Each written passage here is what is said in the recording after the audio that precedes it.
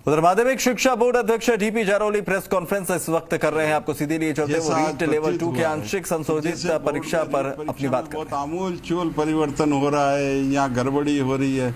मैं प्रारंभ से आप सभी साथियों से मैं कहना चाहता हूँ कि रीट परीक्षा में जितनी पारदर्शिता से हमने कार्य किया है और करने का प्रयास कर रहे हैं, माननीय मुख्यमंत्री जी के आचरण से, स्वभाव से और उनके द्वारा दिया गए दायित्व को निभाने के लिए 100% हम उसी अनुरूप कार्य कर रहे हैं। और जब अभी हमें ज्ञात हुआ, जब हमने परीक्षा परिणाम निकाला, उसके पश्चात हमने की जारी की थी परिवर्तित, जो भी करेक्टेड की हमने उसके बाद जारी की। उसके बाद हमने पुनः 8-10 दिन का समय दिया था कि आप बच्चों को कोई भी आपत्ति हो तो वो आपत्ति हमें दें। उन आपत्तियां दोबारा आई, उसमें प्रश्नों के संबंध में भी आई। उन सभी को हमने फिर पुनः विषय विशेषज्ञों को दिखाया।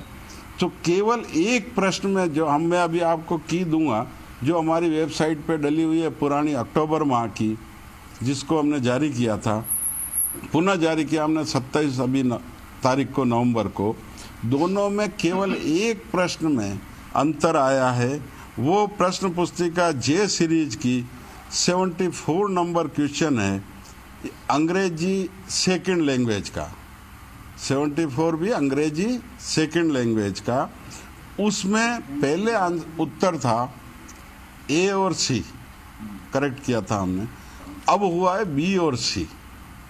उसमें सी तो एज इट इज है, ए के स्थान पर बी हुआ है।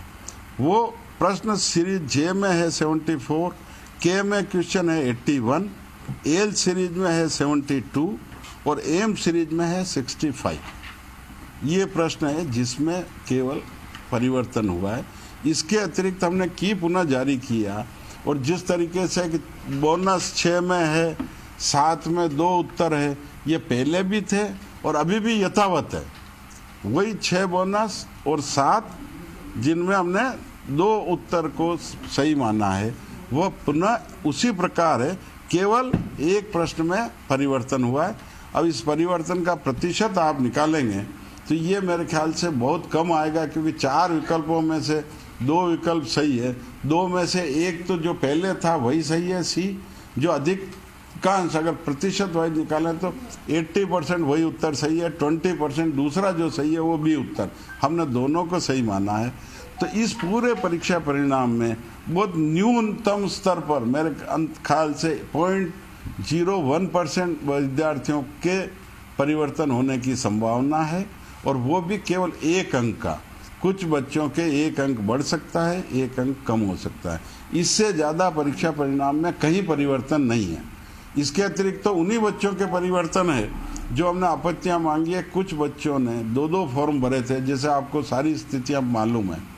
2 फॉर्म भरे थे और 2 फॉर्म में, एक फॉर्म में उसने भाषा भरी हिंदी और संस्कृत, दूसरे में भरी हिंदी और इंग्लिश। 2 फॉर्म भरे और उसके एक फॉर्म से चेकिंग हुई, चेक हो गया हिंदी इंग्लिश और उसने किया है हिंदी संस्कृत, लेकिन वो फॉर्म में भरा हुआ है। तो उस फॉर्म के आधार पे हम पुनः चेकिंग कर रहे हैं। तो उन बच्चों के तो मार्क्स स्वाभाविक रूप से बढ़ेगा, क्योंकि 2 फॉर्म भरे तो वो 2 में से जिस फॉर्म से उसने किया है उसके आधार पे चेकिंग होगी। और